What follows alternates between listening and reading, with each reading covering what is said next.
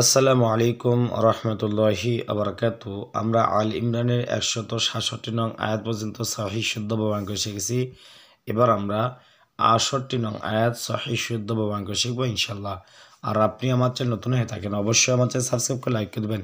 আর ইনশাল্লাহ আমি যে পিডিএফটা পড়ি বা আপনাদেরকে শিক্ষা দিচ্ছি ইনশাল্লাহ এর অ্যাপসটা আমি আপনাদেরকে ডিসক্রিপশনে দিয়ে দেবো, আপনারা সেখানে দেখে নেবেন ইনশাল্লাহ। তাহলে কথাটা বলছেন শুরু করা যাক। আউযু বিল্লাহি মিনাশ শাইতানির রাজিম। বিসমিল্লাহির রহমানির রহিম।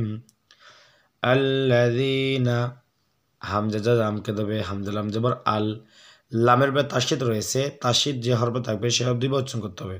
প্রথমবার ডান দিক হরফের সঙ্গে যেমন হামজা লাম জবর আল, দ্বিতীয়বার নিজ হরফের সঙ্গে যেমন লাম জবর লা। তাহলে কি হলো আল্লাহ আল্লাহ।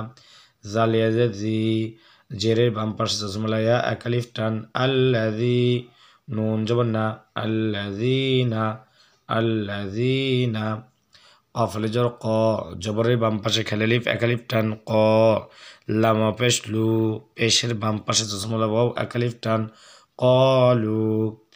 আল্লাযীনা কলু আল্লাযীনা কলু। লামজের লি, হামজা খজের ইখ লি ইখ লি ইখ।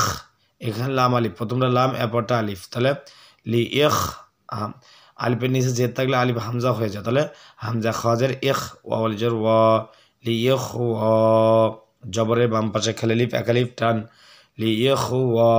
নুন জানি হা যা মিম কে হা মিম জারি হিম, এটা হলো হার মাথা, এটা হা এটা মিম, তাহলে হা মিম জারি হিম লি ইখ ওয়ানিহিম লি ইখ ওয়ানিহিম। আল্লাযীনা ক্বালু লি ইখওয়ানিহিম। ওয়াজর ওয়া কবজর ক ওয়াকা, আইন জবর আ ওয়াকা আ ওয়াকা আ। দাল পেশ দু, পেশের বাম পাশে জসমলা ওয়াও একালিফ টান, তাহলে বলবো ওয়াকা আদু ওয়াকা আদু। লাম জবর লাউ, হামজা জবর আ তলিজ ত, জবরের বাম পাশে খালিলিফ একালিফ টান আত লাউ আত লাউ আত। আইন পেশ উ, পেশের বাম পাশে জসমলা ওয়াও একালিফ টান লাউ আতউ লাউ আতউ। এইগুলো খুব গুরুত্বপূর্ণ। জবরের বাম পাশে খালিলিফ একালিফ টেনে পড়তে হবে, পেশের বাম পাশে জসমলা ওয়াও থাকলে একালিফ টেনে পড়তে হবে, আবার যদি জেরের বাম পাশে জসমলা ইয়া থাকলে সেখানেও একালিফ টেনে পড়তে হবে। এই বিষয়গুলো আপনাকে খেয়াল রাখতে হবে, এগুলো খুব গুরুত্বপূর্ণ, কারণ এই একালিফগুলো না টানলে আপনার পড়া সহি শুদ্ধ হবে না। তাহলে লাউ আতাউ, নুনের জন্য না, জবরের বাম পাশে খালিলিফ একালিফ টান আতাউনা। মিম আলিজর মা, জবরের বাম পাশে খালিলিফ একালিফ টান মা। কফ পেশ কু, তা জাতি কুতি। লাম পেশ লু, পেশের বাম পাশে জসমলা ওয়াও একালিফ টান মাদ তাবাই কুতিলু মা কুতিলু মা কুতিলু। ওয়াকাদু লাউ আতাউনা মা কুতিলু। তাহলে আমার সাথে বলবেন আল্লাযীনা ক্বালু লিইখওয়ানিহিম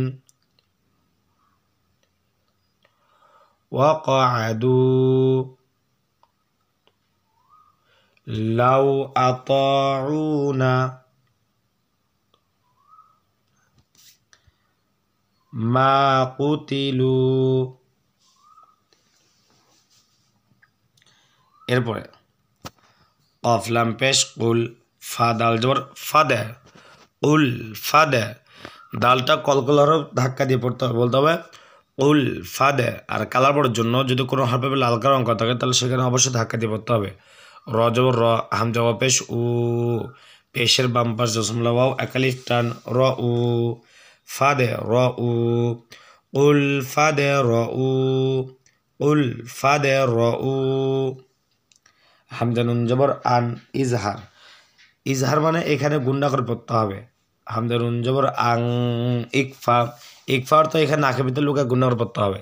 ইজহার অর্থ স্পষ্ট করিয়া পড়া, আর ইকফা অর্থ গোপন করে পড়া। এটা কেন ইজহার, এটা কেন ইকফা, এটা আপনাকে ক্লিয়ার করতে হবে। এটা খুব গুরুত্বপূর্ণ, মনোযোগ সহকারে দেবেন অথবা লিখে রাখতে পারেন।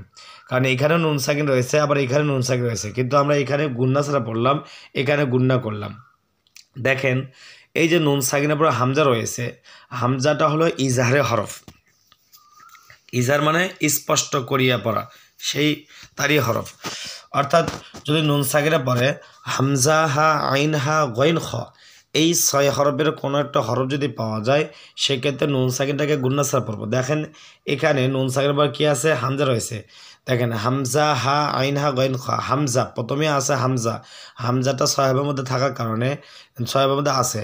আর এই মানে এই হামজাটা নুন সাকিনের পর আসার কারণে আমরা নুন সাকিনটা গুন্না ছাড়া পড়বো। আর এখানে দেখেন নুন সাকিন ফা রয়েছে, ফা হলো ইকফার হরফ, ইকফার হরফ 15টি, তার মধ্যে ফা রয়েছে। আর সহজভাবে বললে যদি এই নুন সাকিনের পরে হামজা হা আইন হা গইন খ, এই 6 হরফের কোনো একটা হরফ যদি পাওয়া যায়, সেক্ষেত্রে নুন সাকিনটাকে আমরা গুন্না ছাড়া পড়বো।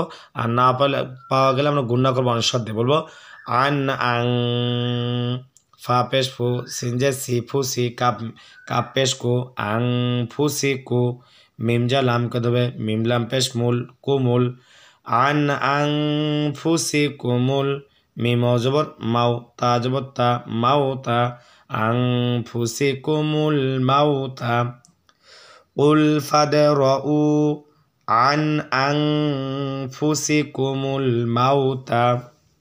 এরপরে হামজা নুন জের ইং, ইকফা, কাপ নুন পেশ কুং, ইকফা। এই দুইটাকে আমরা অনেক সাথে গুণনা করবো। কেন? দেখেন নুন সাকিনের কাপ রয়েছে, আবার নুন সাকিনের তা রয়েছে। আমরা বলছিলাম কি নুন সাকিনের পর যদি কাফ তা অথবা 15 হরফ রয়েছে, 15 হরফে কোনো একটা হরফ পাওয়া গেলে গুণনা আঁকাবিত লোকে গুণনা করতে হবে। আর সহজভাবে বললে যদি নুন সাকিনের পরে হামজা হা আইনা গইন খ, এই 6 কোনো একটা হরফ পাওয়া যায়, সেক্ষেত্রে নুন সাকিন গুণনা ছাড়া পড়বো। দেখেন এখানে নাই, না থাকার কারণে আমরা গুণনা করতেছি। আর কালার পড়ার জন্য যদি নুন সাকিনের পরে হরফের পর নীল কালার রঙ করা থাকে, তাহলে সেই নুন সাকিনটাকে আমরা অবশ্যই নাকিবিত লোকে গুণনা করবো। তাহলে আমরা বলবো হামজা নুন জের ইং, কাপ নুন পেশ কুং, ইং কুং, তাজা মিমকে দেবে তা মিম পেশ তুম, ইং কুং তুম, সৎ খারাপ দেবো স, যেখানে খারাপ দেবো সেখানে এক আলিফ টান, দাল জের দি, স দি, কফিয়া জের কি, জেরে বাম পাশে জমলায় এক আলিফ টান, স দি কি, নুন জবর না, স দি কি না, স দি কি না। এখন যে অফ করি তার নুন সাকিন দেবো, এইটাকে আমরা 3 টেনে পড়বো। তাহলে বলবো স দি কি, ইন কুনতুম সাদিকিন। আমার সাথে বলেন কুল ফাদরাউ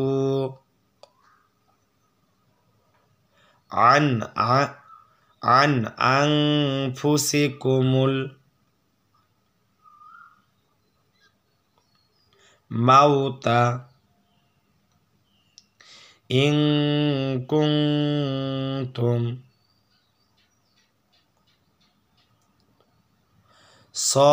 সাদিকিন। তাহলে আপনারা বুঝতে পারলেন কীভাবে উচ্চারণ করতে হবে। যদি আপনার কাছে ভিডিওটি ভালো লেগে থাকে তাহলে অবশ্যই আমার চ্যানেল সাবস্ক্রাইব করে লাইক করে দেবেন। আসসালামু আলাইকুম ওয়া রাহমাতুল্লাহি ওয়া বারাকাতুহু।